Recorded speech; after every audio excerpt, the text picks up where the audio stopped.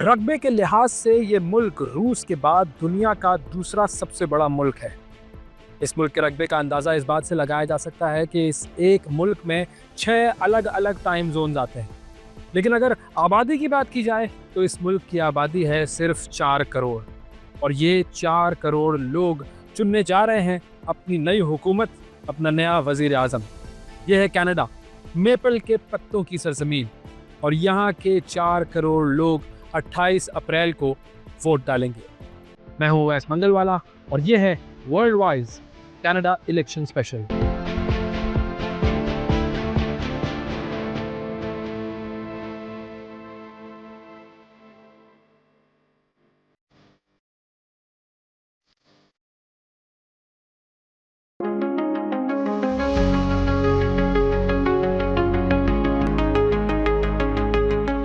इस मुल्क की कुछ खास बातें हैं। सबसे पहली खास बात तो है इस मुल्क की ग्रीनरी। ये मुल्क इतना ग्रीन है, इतना हरा भरा है, इतना क्लाइमेट फ्रेंडली है कि आपको इस मुल्क के झंडे पर भी पक्का बना हुआ नजर आएगा। फिर इस मुल्क की बाउंड्रीज, सरहदें बहुत बड़ी हैं इस मुल्क की, लेकिन वहां पर आपको किसी किस्म की कोई दीवार नजर नहीं आएगी। ये मुल्क ऐसा है कि यहाँ पर जब कोई इलेक्शन हारता है तो वो उम्मीदवार अपने वोटर्स से, अपने सपोर्टर्स से माफ़ी मांगता है। ये मुल्क ऐसा है कि जहाँ पर मल्टी कल्चरलिज्म इनकी सबसे बड़ी वैल्यू है। मल्टी कल्चरलिज्म को इन्होंने कानूनी हैसियत दी है और कानूनी तौर पर अपनाया है। यहाँ पर वोट सिर्फ लोगों की राय नहीं है, यहाँ पर वोट इन तमाम लोगों के ख्वाब हैं, इन तमाम लोगों का जज्बा है। और इस मुल्क का जो इलेक्टोरल प्रोसेस है, उसको समझने के लिए हमें यहाँ पर जो इलेक्शन का निज़ाम राइज है, पहले उसको समझना पड़ेगा। वैसे तो कनाडा एक पार्लिमानी जमहूरियत है, लेकिन इसके साथ साथ यहाँ पर बादशाह भी राज करता है। भले ही मुल्क का रस्मी सरबरा सही, लेकिन यहाँ आज भी बादशाहत है। और बादशाह कौन? बरतानिया वाले किंग चार्ल्स। किंग चार्ल्स का नुमाइंदा गवर्नर जनरल की हैसियत से सरबराह मुमलिकत के फराइज सरअंजाम देता है। अब ये जो बादशाहत का निज़ाम है, 1956 तक पाकिस्तान में भी यही निज़ाम राइज था। बहुत सारे लोगों को ये बात नहीं मालूम होती है कि 1956 तक, 1947 से, पाकिस्तान की आज़ादी से लेकर 1956 तक पाकिस्तान भी एक कॉन्स्टिट्यूशनल मोनार्की था और वहाँ पर आईनी तौर पर बादशाह की हुकूमत थी। पहले बादशाह जॉर्ज और फिर उसके बाद मलिका एलिजाबेथ। और जो गवर्नर जनरल्स थे वो इनके नुमाइंदों की हैसियत से यहाँ पर काम करते थे। जैसा कि कायदे आज़म मोहम्मद अली जिन्ना पाकिस्तान के पहले गवर्नर जनरल थे, उसके बाद फिर ख्वाजा नाज़िमुद्दीन, फिर सर गुलाम हुसैन और फिर इस्कंदर मिर्ज़ा, ये सब गवर्नर जनरल थे। अब आईनी तौर पर तो इनको मुल्क चलाने का मुकम्मल इख्तियार था, लेकिन सिंबॉलिकली ये बादशाह के नुमाइंदे होते थे। 1956 में फिर पाकिस्तान से ये निज़ाम ख़त्म कर दिया गया। कनाडा का मामला ये है कि कनाडा में अभी तक यही निज़ाम चल रहा है और बादशाह ही हुक्मरान कहलाता है कॉन्स्टिट्यूशनली, लेकिन असल जो इख्तियारात होते हैं वो प्राइम मिनिस्टर के पास होते हैं, जो कि हाउस ऑफ कॉमन्स की हिमायत से मुल्क पर हुकूमत करता है।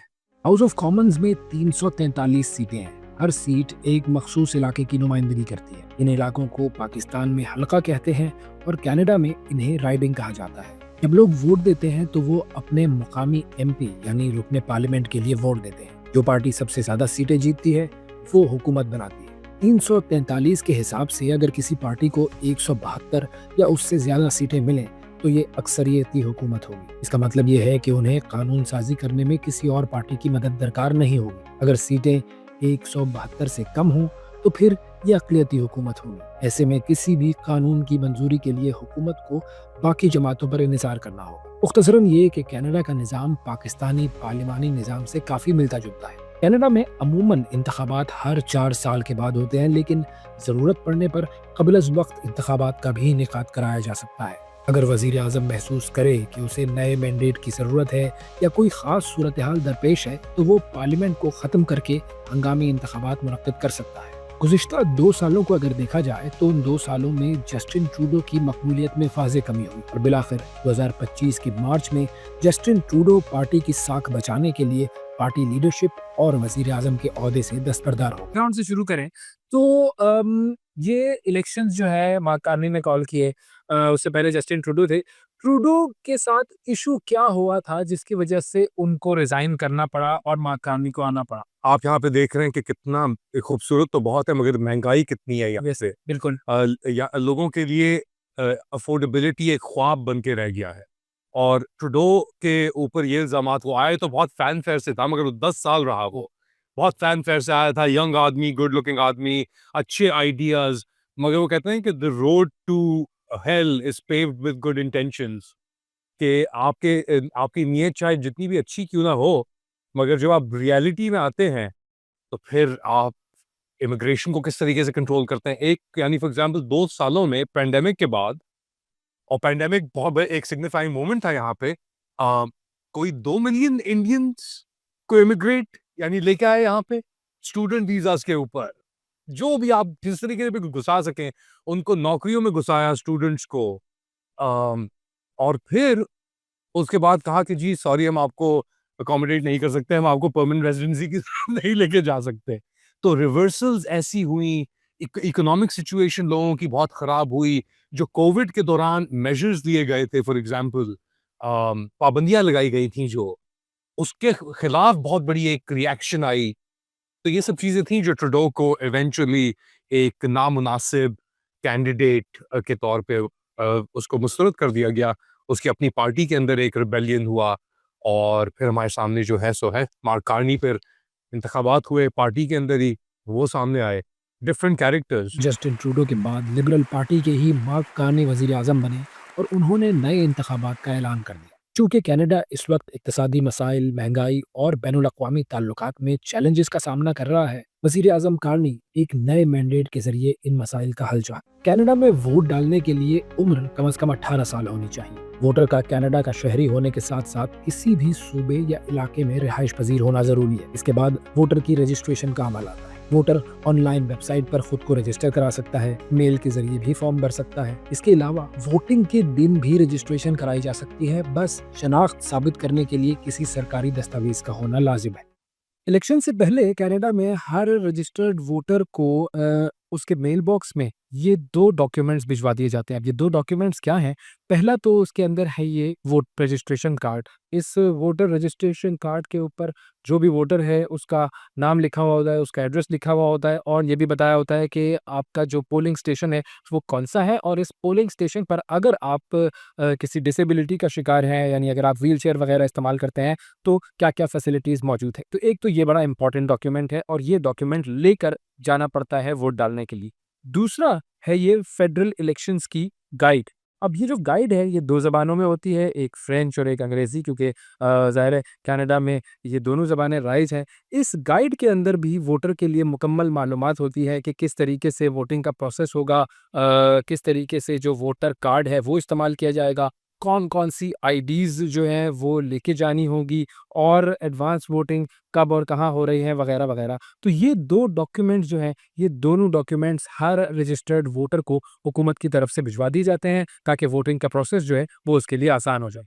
इसके बाद आता है पोलिंग डे, वोट डालने का दिन। पोलिंग स्टेशन पर पहुंचते ही वोटर को अपनी शनाख्त की तस्दीक करना होगी, जैसे कि पासपोर्ट, ड्राइविंग लाइसेंस या किसी दूसरे सरकारी शनाख्ती दस्तावेज के जरिए वो अपना वोट रजिस्टर करा सकेगा। इसके बाद वोटर को बैलेट पेपर दिया जाएगा जिस पर मुख्तलिफ उम्मीदवारों के नाम और उनकी जमातें दर्ज होंगी। वोटर को अपने पसंदीदा उम्मीदवार के नाम के सामने एक निशान लगाना होगा। बैलेट को खुफिया जगह पर भरने की इजाजत दी जाती है ताकि वोट महफूज रहे। फिर इसे बैलेट बॉक्स या फिर खुदकार मशीनों में डाला जाएगा। एक और बड़ी डिफरेंस जो कि पाकिस्तान के इलेक्शंस और कनाडा के इलेक्शंस में है, वो है इनका अर्ली वोटिंग का प्रोसेस। यानी कि इलेक्शन जो है वो है 28 अप्रैल को, लेकिन अगर आप 28 अप्रैल को इलेक्शन में वोट डालने नहीं जा सकते, किसी भी काम की वजह से, किसी मजबूरी की वजह से, किसी मसरूफियत की वजह से, तो आपके लिए अर्ली वोटिंग का प्रोसेस जो है उसका यहाँ पर पूरा सिस्टम बनाया हुआ है एक, और जो वोटिंग बूथ्स है वो यहाँ पर बना दिए जाते हैं, अनाउंस कर दिया जाता है। और अगर आप चाहते हैं, या अगर आप जैसे मिसाल के तौर पर अगर आप कोई बुजुर्ग हैं और या आप बीमार हैं, तो आपके लिए ये एक पूरा अर्ली वोटिंग का प्रोसेस है। उसके पोलिंग बूथ्स बना दिए जाते हैं यहाँ पर, और आप वहाँ जाकर अर्ली वोटिंग कर सकते हैं। इलेक्शन से पहले आप अपना वोट कास्ट कर देते हैं। अब ये देखें ये कितना एक अच्छा प्रोसेस है, क्योंकि जब बहुत सारे लोग पाकिस्तान में भी ऐसा होता है कि वो इलेक्शन वाले दिन कोई ना कोई ऐसी चीज़ होती है, वैसे तो ज़ाहिर है छुट्टी होती है, लेकिन मिसाल के तौर पर मीडिया वर्कर्स हैं या डॉक्टर्स हैं या जो लॉ एनफोर्समेंट एजेंसीज वाले लोग हैं, वो उन लोगों के लिए बड़ा मसला हो जाता है कभी-कभी कि वो अपना टाइम इस तरीके से मैनेज करें कि वो वोट भी डालें और अपनी ड्यूटी भी सरअंजाम दें। तो जो अर्ली वोटिंग है वो उस पूरी सूरत हाल में बड़ी काम आ जाती है। तो ये जो अर्ली वोटिंग का सिस्टम है, ये यहाँ पर बड़े अच्छे तरीके से ये लोग इम्प्लीमेंट करते हैं। पोलिंग बूथ बना दिए जाते हैं। ये पोलिंग बूथ जो है, ये आप देख रहे हैं, अब इसके अंदर नहीं जा सकते हम, क्योंकि ज़ाहिर है जो इलेक्शन एक्ट है कनाडा का, वो अलाउ नहीं करता है कि पोलिंग बूथ के अंदर जो है वो हम जाकर ये प्रोसेस दिखा सकें। तो इसीलिए बाहर से ही ये मैंने आपको दिखा दिया। इंतखाबात के बाद मरहला आता है वोटों की गिनती का। पोलिंग स्टेशन पर मौजूद अमला बैलेट को गिनता है, नताइज मुरक्कब करता है। नताइज को इब्तदाई तौर पर मकामी सतह पर तैयार किया जाता है और फिर मरकजी इलेक्शन ऑफिस को भेजा जाता है, जहां पर हतमी नताइज का ऐलान होता है। कनाडा में वोटिंग के अमल की शफाफियत को यकीनी बनाने के लिए सख्त कवानीन और निगरानी के निज़ाम मौजूद है। इलेक्शन कनाडा एक खुद मुख्तार इदारा है जो कि इंतखाबात की निगरानी करता है। मुबसरीन और गैर जानिबदार एजेंसियों की मौजूदगी इस बात को यकीनी बनाती है कि इंतखाबात मुनसिफाना और शफाफ हो। अब जैसे अभी हमने बात की, आपने दिखाया कि भाई ये है सेल फोन के ऊपर गेम चल रहा है, हमें ज़ाहिर है वो जो जलसे और बैनर और पोस्टर तो नजर नहीं आ रहे। वो तो आपको पाकिस्तान में भी नजर नहीं आ रहे। वहां पे तो आपको बैंगन मूली के ऊपर आपने वो किए झंडे, आपने तो साइन भी छीन लिए वहां पे। कंप्लीटली कंप्लीटली आपने गायब कर दिया ना वहां पे। तो आपको वहां पे भी यही एक गेम है सारा। यही गेम है और क्या। यहाँ पर नहीं होता कोई आरटीएस बैठने वाला सिस्टम, यहाँ पर नहीं होता कोई रिजल्ट रुकने वाला सिस्टम, को कैसी चीज नहीं है। आई थिंक ये कनाडा की ब्यूटी है। यहाँ पे राइट्स बहुत गारंटीड हैं लोगों की, हर लेवल के ऊपर। एक ऑर्गेनाइजेशन के अंदर भी आपका रैंक या ग्रेड या वो डिफरेंट हो सकता है, मगर जो कैपेसिटी है उस एक मुलाजिम के अंदर अपनी आवाज उठाने की, वो सेम है सबके लिए। वो बहुत। यहाँ तक कि वोटर टर्न आउट यहाँ पे कम होता है हाँ, निस्बतन। पाकिस्तान के अंदर तो बहुत हुआ था इस बार। हमने देखा ईरान फॉर एग्जांपल 87%, पाकिस्तान ने कितना था 53% था। 50। यहाँ पे मेरे ख्याल से 25-30% वोटर टर्न आउट होगा, क्योंकि ज्यादातर लोग वोट नहीं करते। बहुत एजड पॉपुलेशन भी है, उसके अलावा इमिग्रेंट्स भी मौजूद हैं। तो मे बी जैसे इस शहर की, वैंकूवर की आबादी कितनी होगी, आप अंदाजा लगाए? ओवरऑल तो मैंने देखा 4 करोड़ की आबादी कनाडा की। मैं तो परेशान हो गया कि कराची 3 करोड़ पर पका हुआ है। सर ये कनाडा के 4 करोड़। एग्जैक्टली। ये स्केल बताना लोगों को थोड़ा जरा मुश्किल होता है कि आप जब ऐसे बात कर रहे होते हैं कि 4 और दुनिया का second largest land mass wise after Russia के बाद बिल्कुल।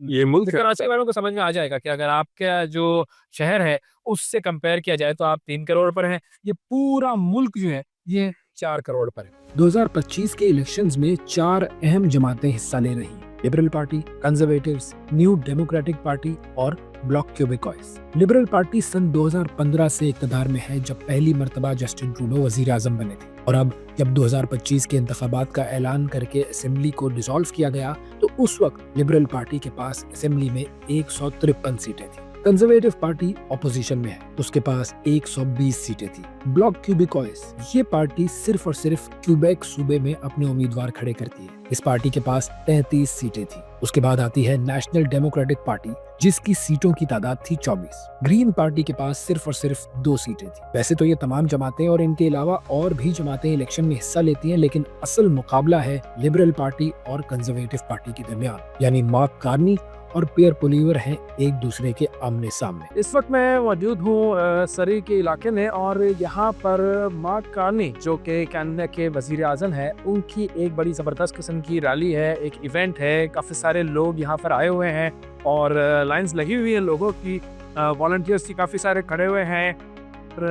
ये इवेंट जो है वो शुरू होने वाला है, और शुरू होने से पहले आप देख सकते हैं कि यहाँ पर काफ़ी ज़्यादा लोग मौजूद हैं। तो रजिस्ट्रेशन मैंने करा ली थी, इसकी सारा सिस्टम जो है वो ऑनलाइन था, और अब हम अंदर जाएंगे, देखेंगे कि ये मामला क्या है और क्या कहने के लिए आज सरी के इलाके में मार्क कार्नी साहब आ रहे हैं। अभी जो सरी का इलाका है ये बेसिकली ज़्यादातर जो है वो इंडियंस, सिख्स, गुजराती और कुछ गोरे भी हैं यहाँ पर। बड़ा खुला सा इलाका है, तो यहाँ पर बड़ी अच्छी एक आबादी है, लिबरल सपोर्टर्स काफ़ी ज़्यादा मौजूद हैं। तो यहाँ पर ख़ास तौर पर मार्क कार्नी साहब आए हैं, तो अब देखते हैं कि अंदर क्या इवेंट है और क्या माहौल है। देखिए, so I have my wristband with me and this is the place where the event is going to happen. यहाँ पर डायरेक्ट द कनाडा प्लैकार्ड्स, ये पीछे मेरे जो है ये स्टेज बना हुआ है, यहाँ पर जो स्पीकर्स हैं वो आएंगे, बातचीत करेंगे। मार्क कार्नी ने भी इन पर आना है, सिक्योरिटी भी है, लोग भी यहाँ पर आना शुरू हो गए हैं। कुछ ही देर में ये इवेंट जो है वो शुरू होगा और देखते हैं कि मार्क कार्नी ये है वो क्या बात करते हैं। वैसे को उनका स्टाइल हम जानते हैं कि बहुत ही नमकला सा है इनका स्टाइल है और बड़े डिसेंट तरीके से वो बात करते हैं। कनाडा के जो इश्यूज हैं इस वक्त उनको डिस्कस करते हैं। लोग यहाँ पर पहुँच रहे हैं, इवेंट का एक तरीके से हंगामा जो है वो शुरू होने वाला है, तो देखते हैं कि आगे क्या होता है। अच्छा जी, एक पाकिस्तानी भाई जो है वो हमें मिले हैं और वैसे तो लाहौर से इनका ताल्लुक है, कनाडा में ये रहते हैं। फरजान भाई इनका नाम है। इनसे जरा बात करते हैं कि ये मार्क कार्नी की रैली पर क्या कर रहे हैं। अस्सलाम वालेकुम जी। वालेकुम सलाम। वैसे भी क्या हाल चाल है? बिल्कुल ठीक। फरजान भाई आप बताएं कि आप कार्नी साहब की जो रैली है उसमें क्या कर रहे हैं। हम इधर आए हैं कार्नी साहब को सपोर्ट करने के लिए, उनकी टीम को, पार्टी को सपोर्ट करने के लिए, और अल्हम्दुलिल्लाह बहुत अच्छा ये काम कर रहे हैं, ठीक है। और हम तो डेफिनेटली लिबरल पार्टी को सपोर्ट कर रहे हैं। अच्छा, मुझे ये बताएं कि कितने पाकिस्तानी होंगे जो कि एक्टिवली पॉलिटिक्स में यहाँ पर इन्वॉल्व हैं। पाकिस्तानी पॉलिटिक्स में काफ़ी है, जिसमें one of my friend Zishan वाला नाम है, ठीक है, लेकिन वो कंजर्वेटिव पार्टी से उनका ताल्लुक है। अच्छा, हाँ जी। तो आपकी तो लड़ाई होती रहती होगी उनसे। बस ये आपको पता है पॉलिटिक्स की खूबसूरती है। सही। तो ओहो भाई, ये म्यूजिक शुरू हो गया है, माहौल बन रहा है। वैसे जो पाकिस्तान में इलेक्शंस होते हैं वैसा माहौल नहीं है यहाँ पर। नहीं, वैसा नहीं है, ये बड़ा कूल एंड काम, यानी कि बिल्कुल सिस्टम है इधर का। तो मुझे बताएं, मार्क कार्नी जो है उसकी क्या ऐसी पॉजिटिव चीज़ है जिसकी वजह से आप लिबरल पार्टी की ऐसी क्या पॉजिटिव चीज़ है जिसकी वजह से आप सपोर्ट करते हैं उनको। लिबरल पार्टी की बिल्कुल एक ऐसी बात है, क्योंकि ये इमिग्रेंट लोगों को बहुत सपोर्ट करती है, ठीक है। ओके। और ये मुस्लिम के यानी कि बिल्कुल साथ है, मुस्लिम कम्युनिटी के साथ है। तो ये मेन रीज़न है जिसके तो हम लिबरल पार्टी को सपोर्ट करते हैं। अच्छा, तो मतलब ये कि मुझे ये दे देंगे फिर, इसका मतलब है वीज़ा। इंशाल्लाह मिलेगा जरूर, डेफिनेटली 100% मिलेगा। जबरदस्त। ठीक है, तो इस वक्त सिचुएशन क्या नजर आ रही है आपको? क्या लगता है कि मैदान कौन मारेगा?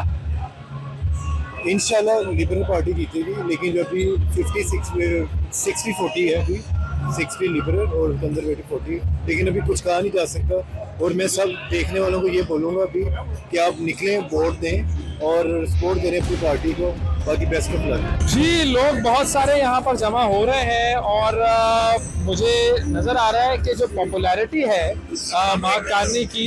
जी, अस्सलाम वालेकुम। वालेकुम अस्सलाम। सर, आप यहाँ कैसे?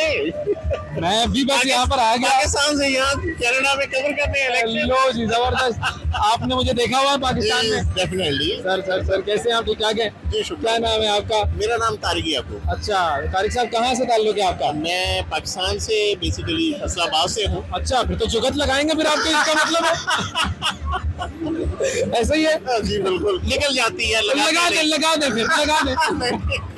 नहीं, आप एक काम करें, आप जो है वो अगर आपको ट्रम्प पे जुगत लगानी हो तो क्या ट्रम्प पे जुगत लगाएंगे? छोड़े, हमारे नेबर है, हमारे आजकल ताल्लुकात ठीक नहीं है उनसे। सही, आजकल जुगत नहीं लगानी चाहिए उनको। सही। अब लीडर्स की लड़ाई है तो जरा उनको सेटल डाउन होने दे। तो आप लिबरल पार्टी के सपोर्टर हैं? जी, अल्हम्दुलिल्लाह। ओके, तो कैसा चल रहा है जी लिबरल पार्टी का मामला? देखें, लिबरल पार्टी बड़ा डाउन जा रही थी due to after post covid, लेकिन मार्क कार्नी के आने से लिबरल पार्टी यकदम ऊपर आई है, क्योंकि he is true leader, he is economist. और आज जो कनाडा को चीज़ें जिन मुश्किलात का शिकार है कनाडा, हमें एक ट्रू इकोनॉमिस्ट चाहिए और ऐसा लीडर चाहिए जो पढ़ा लिखा हो। He is a PhD। बिल्कुल। सबसे बड़ा एजाज के नॉन रेजिडेंट ऑफ यूके, वो यूके के बैंक का गवर्नर रहा, और ये बहुत बड़ा क्रेडेंशियल है। तो ये माहौल जरा बताएं ना, आज का ये माहौल, आज एक्टिविटी क्या है? आप देख सकते हैं ये BC में ना मार्क कार्नी कभी नहीं आए। ये पिछले महीने आए थे, लेकिन आज यहाँ आए हैं और देखें कि लोग, हालांकि रजिस्टर हर कोई नहीं आ सकता, जरूर रजिस्ट्रेशन आ सकते हैं आप, आपकी स्क्रीनिंग होती है, लेकिन इसके बावजूद देखें कितना बड़ा हाल है और लोगों का जोशो खरोश देखें। खाली आए नहीं, उसको वेलकम करने के लिए उसको ये यकीन देना लगे, we are with you my friend, we are liberals, we are with you.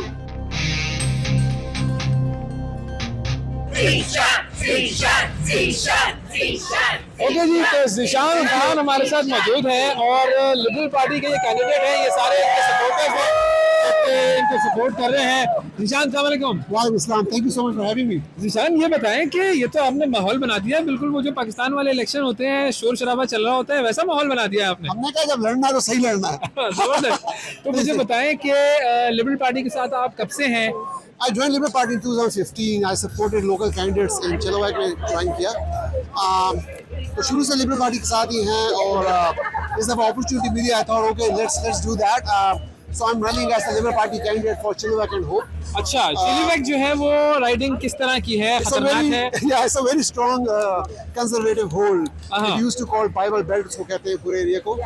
Since 1968, nobody have gone that close to them, जितना हम already जा चुके हैं। अच्छा, And we are about to flip that riding. Okay, तो वहाँ पर conservatives जो हैं वो Conservative हमेशा strong जीतते hold, रहे हैं। yes. ओके, और अब आपकी क्या स्ट्रैटेजी है वहाँ पर? स्ट्रेटेजी यही है सर, सबको लेके साथ चलना है और हाँ। और लिबरल को लाना है। जबरदस्त। तो मुझे ये बताएं कि लिबरल पार्टी की ऐसी 3 पॉजिटिव चीजें जो कि आप समझते हैं कि सबको पता होनी चाहिए। So currently, the reason I step up is Mark Carney and his policies, his economical policies, right?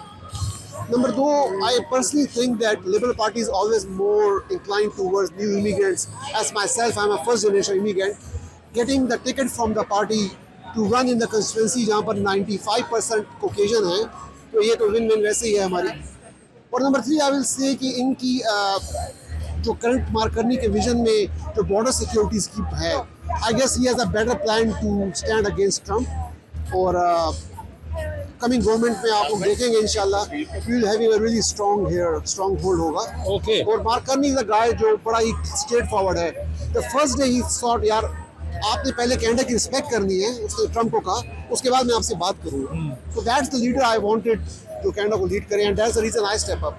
अच्छा, पाकिस्तानी कम्युनिटी जो है वो कितनी ज़्यादा यहाँ पर एक्टिवली इन्वॉल्व है पॉलिटिक्स में? Pakistani community to be honest, जिस एरिया में मैं हूँ वहाँ पर तो पॉपुलेशन बड़ी कम है पाकिस्तानियों की। Chilliwack is very Caucasian dominate area है। पाकिस्तानी कम्युनिटी होगी 1% होगी वहाँ पर, या वेरी स्मॉल पॉपुलेशन। वो पॉलिटिक्स में भी बस 1% है, तो क्या इन्वॉल्व होना है उन्होंने। सो लेकिन इट्स अ गुड साइन, सो अब इन्वॉल्व होंगे हम। और तो पाकिस्तानी कम्युनिटी जो है उसको तो फिर आपको चाहिए कि ये मैसेज दें कि वो एक्टिवली इन्वॉल्व हो पॉलिटिक्स में यहाँ पर। मेरा मैसेज हर पाकिस्तानी बंदे के लिए और हर पाकिस्तानी कम्युनिटी के लिए ये है कि मेरी नज़र में कम्युनिटी की डिफिनेशन ज्योग्राफिक होती है। चिलीवैक इज़ माई कम्युनिटी, मैं उसको ज्योग्राफिकली देखता हूँ, उसके अंदर जो रह रहा है वो मेरी कम्युनिटी का बंदा है और मैं हर बंदे के लिए काम करता हूँ। लास्ट 10 ईयर से मैंने यही काम किया है और एज MP आगे यही करता रहूँगा।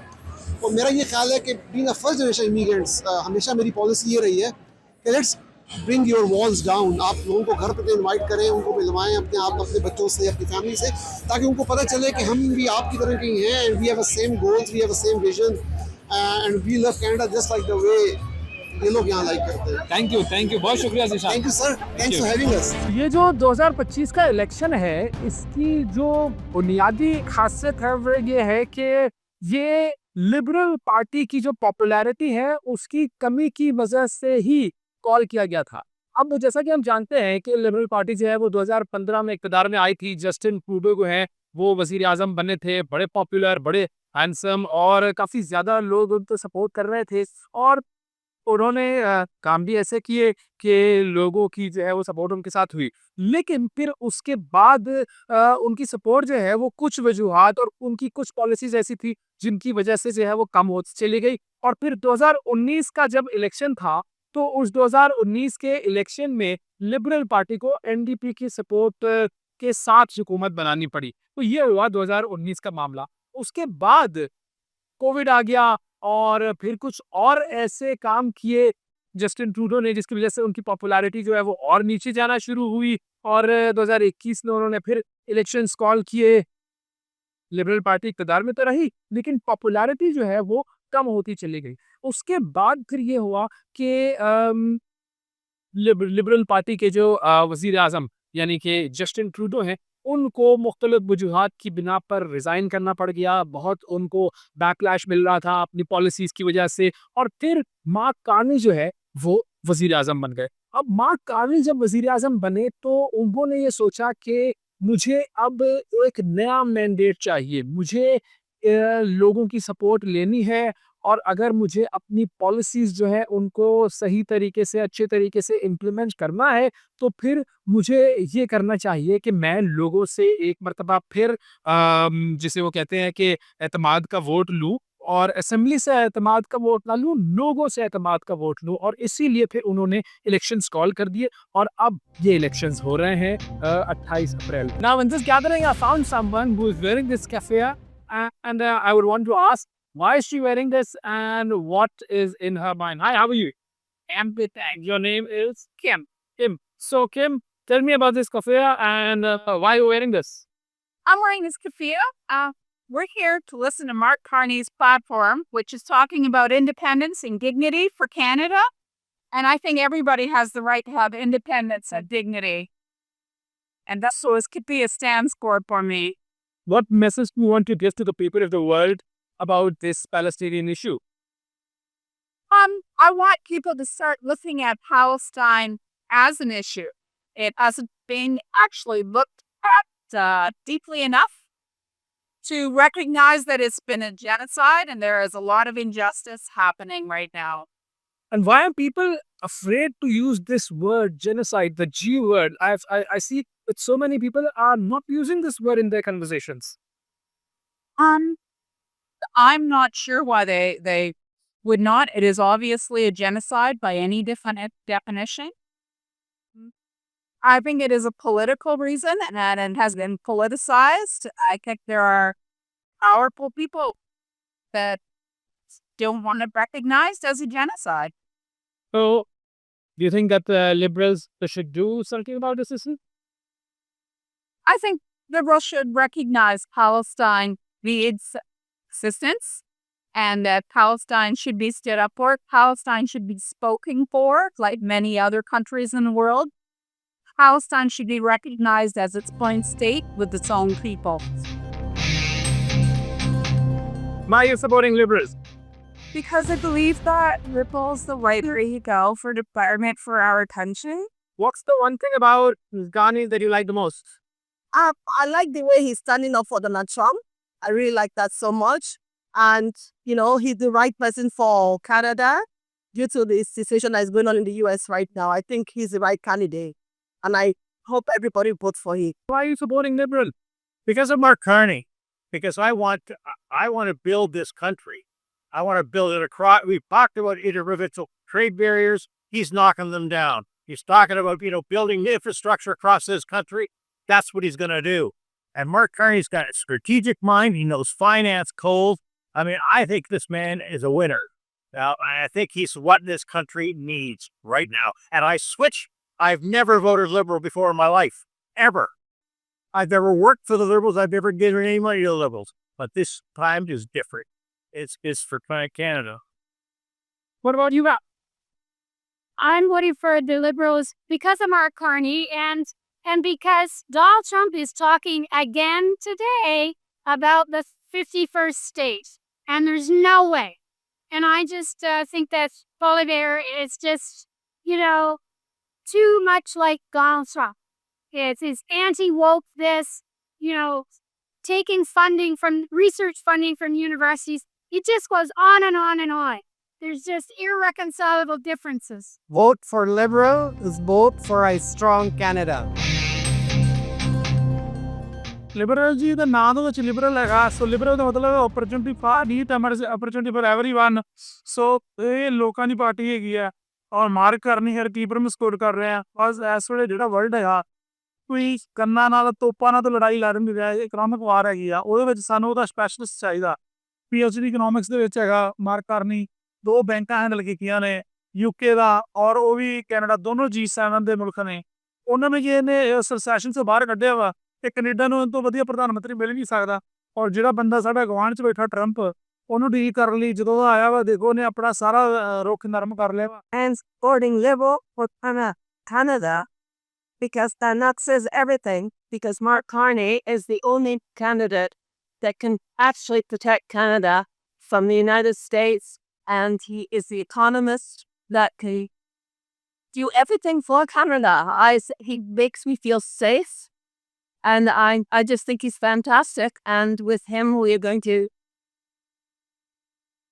be fantastic. ਲਿਬਰਲ ਨੂੰ ਸਪੋਰਟ ਕਰਨ ਦੀਆਂ ਬਹੁਤ ਸਾਰੀਆਂ ਵਜ੍ਹਾ ਆ ਜੀ, ਬਟ ਮੇਨ ਚੀਜ਼ ਆ ਕੈਨੇਡਾ ਦੇ ਲਈ ਸਭ ਤੋਂ ਵੱਡਾ ਚੈਲੰਜ ਹੋਈ ਨਾ ਹੋਏਗਾ ਆ ਕੈਨੇਡਾ ਨੂੰ ਸਟਰੋਂਗ ਕਰਨ ਦਾ ਨੈਸ਼ਨਲ ਲੈਵਲ ਤੇ, specially with USA. So mark Carney is the best leader who can move forward Canada in a strong way.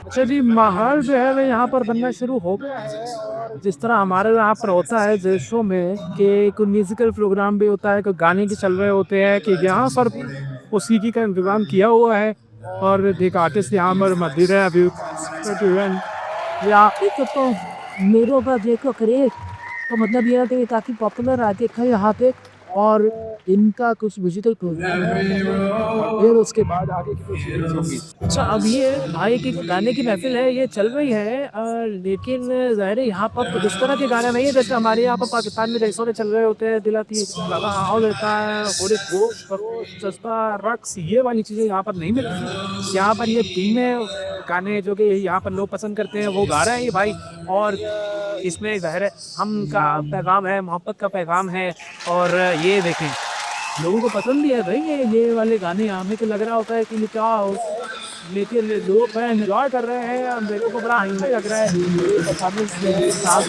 तो ज़ाहिर है हमारे यहाँ से बिल्कुल ये मामला मुख्तलिफ है। Thank you for everything you're doing. Thanks for having me.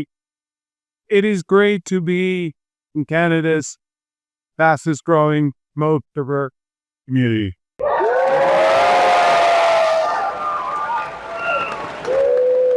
जी, तो कनाडा के वज़ीर आज़म मार्क कार्नी इस वक्त तशरीफ़ ला चुके हैं और उनकी तकरीर हो रही है। मेरे पीछे इस वक्त तकरीर चल रही है, लोगों का बड़ा जोश व खरोश है, लोग उनकी बातें सुन रहे हैं और कार्नी कार्नी के नारे भी हो रहे हैं, तालियां भी बज रही हैं। बड़ी अहम बातें उन्होंने की हैं अपनी इस तकरीर में, और जो सबसे अहम बात उन्होंने की वो तो डोनाल्ड ट्रंप के हवाले से की। उन्होंने डोनाल्ड ट्रंप को साफ ललकारा है एक तरीके से, और उन्होंने कहा है कि चूँकि डोनाल्ड ट्रंप ने कनाडा पर टैरिफ लगाए तो अब हम उसको जवाब देंगे, और ये एक ऐसा जवाब होगा कि डोनाल्ड ट्रंप ने चूँकि इस मामले का आगाज़ किया है तो अब हम भरपूर वार करेंगे। उन्होंने ये कहा कि हम टैरिफ जो है जवाबी टैरिफ नाफिज करेंगे, जवाबी टैरिफ लागू करेंगे अमेरिका पर, ताकि अमेरिका को पता चले कि कनाडा जो है वो एक स्ट्रॉन्ग कॉम है, एक इंडिपेंडेंट कॉम है। इसके अलावा उन्होंने जो बात की वो ये थी कि हम अपने बिजनेसेस को प्रोटेक्ट करेंगे, अपने वर्कर्स को प्रोटेक्ट करेंगे और उन पर बिल्कुल ही आँच नहीं आने देंगे। उन्होंने कहा कि हमें कनाडा को मज़ीद मजबूत से मजबूत तर बनाना है, ये उन्होंने बड़ी अहम बात की। फिर उन्होंने कहा कि हम हाउसिंग के हवाले से जो क्राइसिस है उस पर भी उन्होंने बात की कि उसको किस तरीके से डील किया जाएगा। उन्होंने ये भी कहा कि जो मेडिकल एड है लोगों की उसके हवाले से भी काफ़ी इक़दाम करेंगे। तो काफ़ी सारी अहम बातें उन्होंने की जो कि ज़ाहिर है उनकी कैंपेन का हिस्सा है। ये देखिए जी, ये जो इस वक्त बड़े बेखरोश से उनकी तकरीर पर रिस्पॉन्ड कर रहे हैं और उनकी बातों पर तालियां भी बज रही हैं। अच्छा, यहाँ पर जो लोग मैंने देखे उसमें बच्चे भी नज़र आए, मुझे बूढ़े भी नज़र आए, जवान भी नज़र आए, हर एज का शख्स यहाँ पर मौजूद है। फिर उसके अलावा यहाँ पर सिख कम्युनिटी जो है वो बड़ी तादाद में मौजूद है। यहाँ पर जो इंडियन कम्युनिटी है वो बड़ी तादाद में मौजूद है, पाकिस्तानी कम्युनिटी भी मौजूद है। तो ये सब लोग, चूँकि सरी का जो इलाका है वो एक ऐसा इलाका है कि जिसमें जो हमारी साउथ एशियन कम्युनिटी है वो ज़्यादा रहती है, तो इसीलिए उनकी यहाँ पर एक बहुत बड़ी तादाद है, बहुत बड़ा वोटर बेस है। इस वोटर बेस को अपील करने के लिए आज सरी में मार्क कार्नी मौजूद हैं और उनका खिताब चल रहा है। तो जनाब, मार्क कार्नी साहब के जलसे का इख्तिताम हो गया है, कुछ लोग निकल चुके हैं, कुछ लोग निकल रहे हैं। ऑल इन ऑल एक बड़ा इंटरेस्टिंग एक्सपीरियंस था, क्योंकि पाकिस्तान में जिस तरह के सियासी जलसे मैंने अटेंड किए हैं, अगर उन जलसों से इसको कंपेयर किया जाए तो बिल्कुल मुख्तलिफ मामला था।